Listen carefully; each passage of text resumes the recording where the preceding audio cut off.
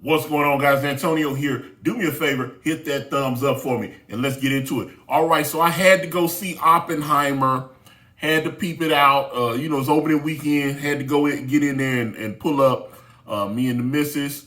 I have a few thoughts. First of all, there were a few articles in different magazines and stuff like Sync Collider and different things that I read, and they were talking about Oppenheimer versus Barbie. Who's gonna win? Surprise! Barbie won. I think 155 million opening weekend for Barbie.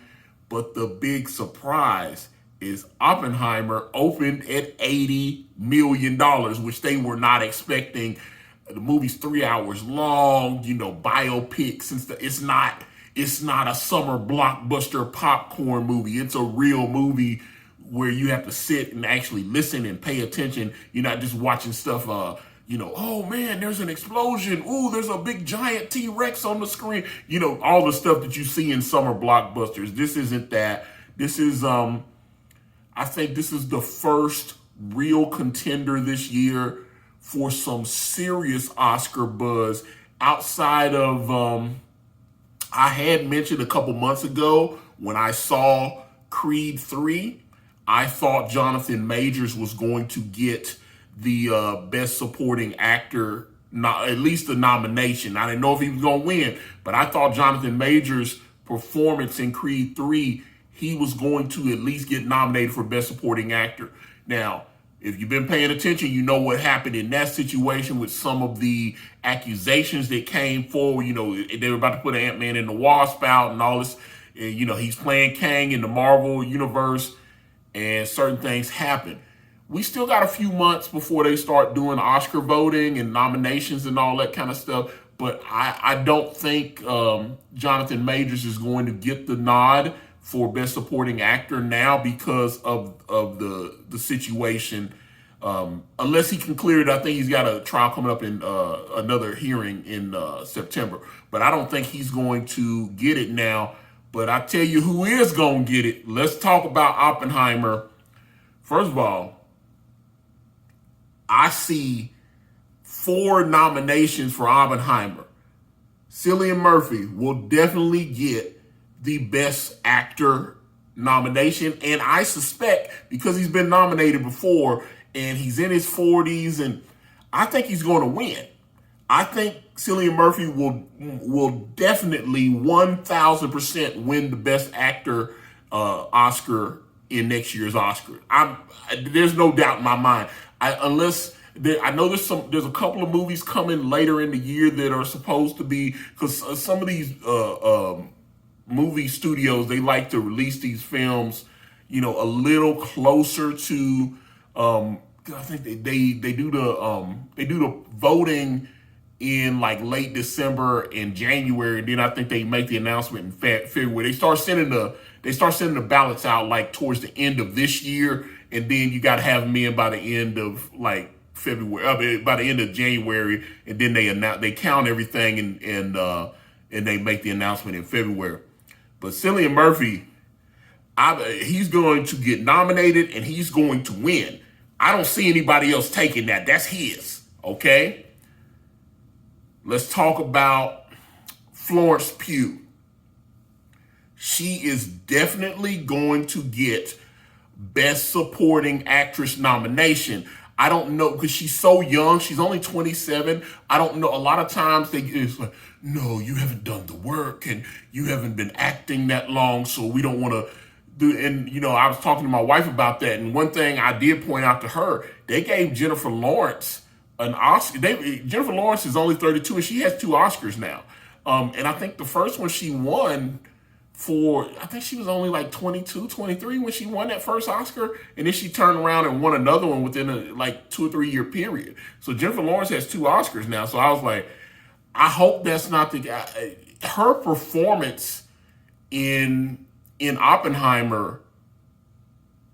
If she doesn't, I don't know. Like I said, I don't know if she'll win. She's definitely going to get nominated for Best Supporting Actress. That's a fact. There's no turnaround for that. Okay. Emily Blunt.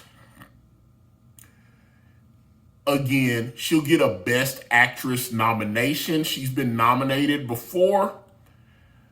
And this is one of the problems. I don't think she's gonna, although I think they're setting her up to win, because she's been nominated before, and she's married to John Krasinski. I think it's her time. If she's going to win an Oscar, this is the time she needs to win it. I'm gonna be honest. The movie's good, and I thought her performance is solid. But here's the problem.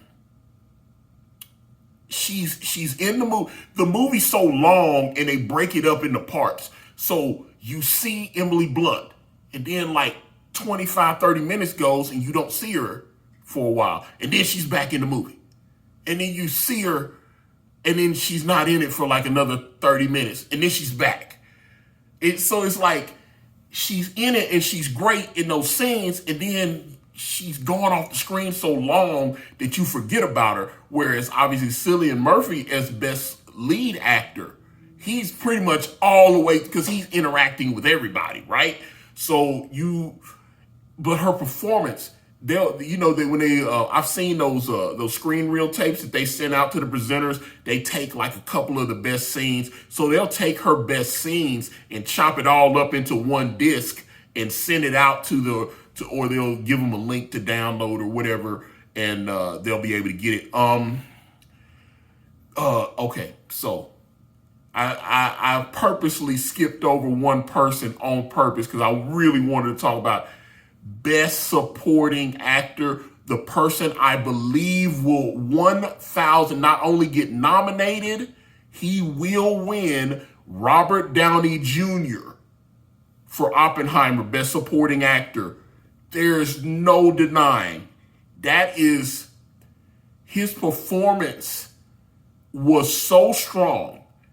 He's a scene stealer. He became that character, and I really believe that they'll put Cillian Murphy in as best lead actor, and then Robert Downey Jr. will get what's the guy, Jason Clarke. He was in there. He's a supporting. They had a couple of people in there that I thought gave really strong performances.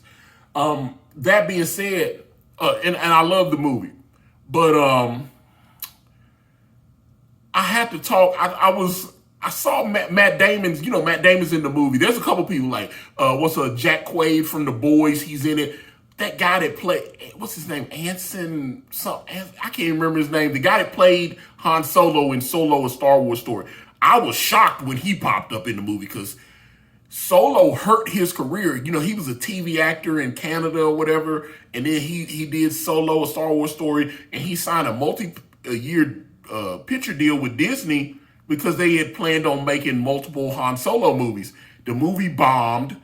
And then, they were talking, and now they've been talking about doing that Lando Calrissian, Disney Plus thing. But that sounds like that Bob Iger was talking like they're going to put the brakes on all that stuff.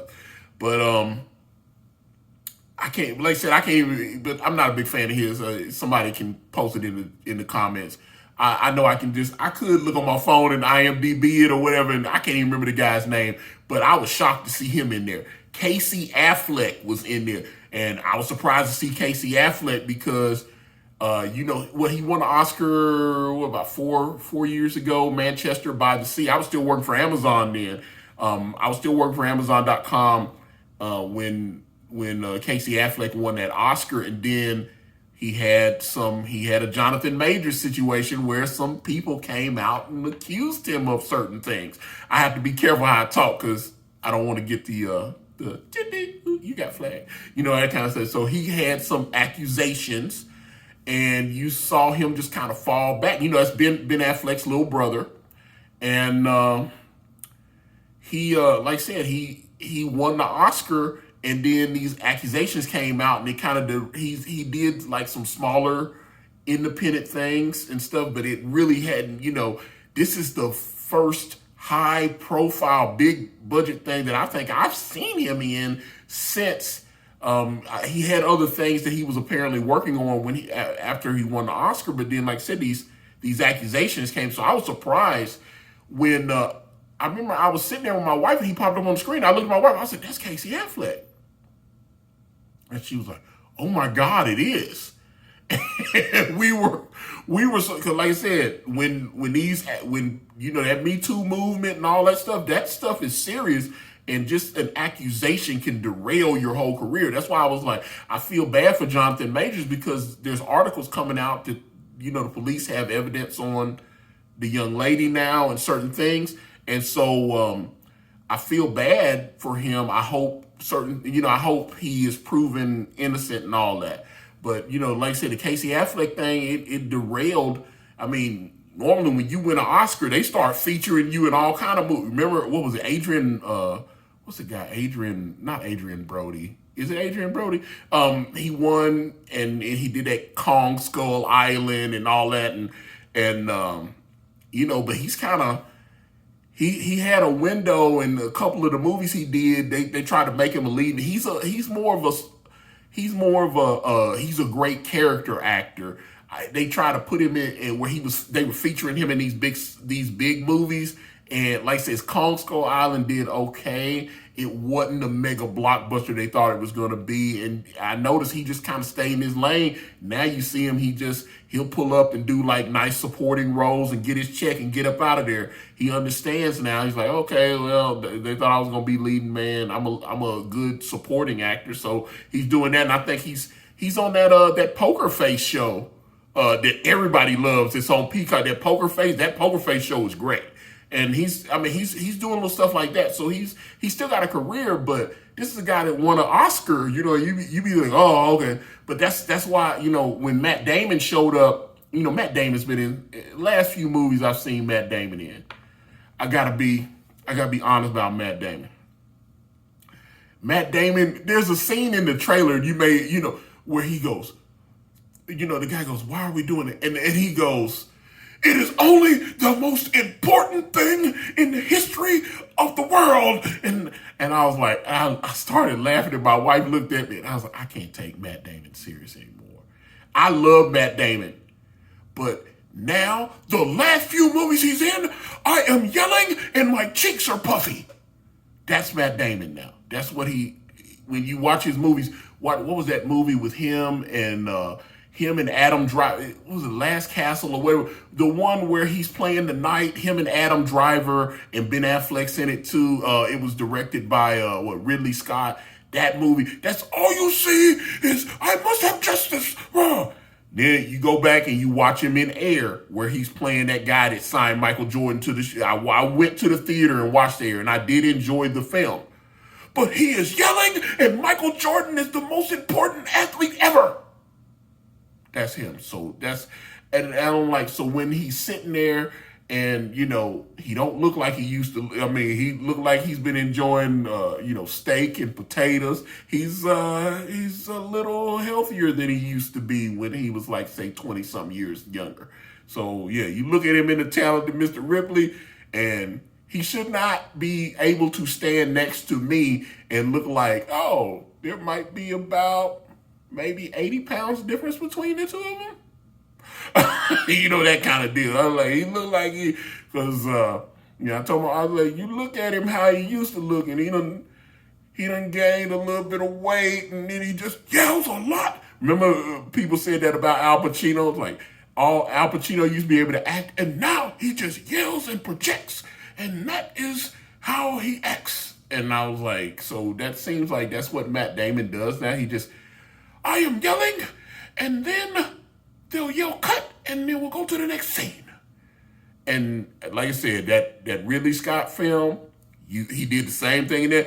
They put it in the trailer. Watch the Air trailer. Just go on YouTube. You're on YouTube now. Watch the trailer for Air, and he is telling you how important Michael Jordan is. So, yeah, but Matt Damon's in it. Like I said, there was nothing wrong with his performance, but he does that projection is weird for me. So, either way, I'm closing it up. Cillian Murphy will definitely win. Robert Downey Jr. will definitely win. I think Florence Pugh deserves to win Best Supporting Actress. Emily Blunt will definitely get nominated, and because she's been nominated before, I think she'll get it. I'm not sure her performance, even though it was solid, there's other movies that she maybe should have won for. But if she wins, I'm not gonna cry about it. I like her. I like her husband. They seem like, her and John Krasinski. I don't know. I look at some of these Hollywood couples and I dig them. So I'm pulling for all of them. I really like. But I thought Florence Pugh really. I've seen her in other stuff and she's great, but I just thought she was fantastic in this. But if you went opening weekend, if you peeped out Oppenheimer, if you liked it, if you thought it was too long, because I see some people like, oh, it's too long, he should have cut some of that. I don't think, I heard there was an even longer, it could have been almost like 3.5, 4 hour movie that Christopher Nolan, but I thought it was brilliant. I thought the way the pacing, and I wasn't bored the whole time. I sat there for the 3 hours. The whole time I watched the movie, I wasn't bored. I thought it was great. But like I said, if you watched it, if you enjoyed it, if you didn't enjoy it, get in the comments. Let me know what you guys think. I'm out. Thank you for watching. Please like and subscribe. And please check out my podcast at anchor.fm/Ikari Press, or just type in Ikari Press on your favorite streaming platform today.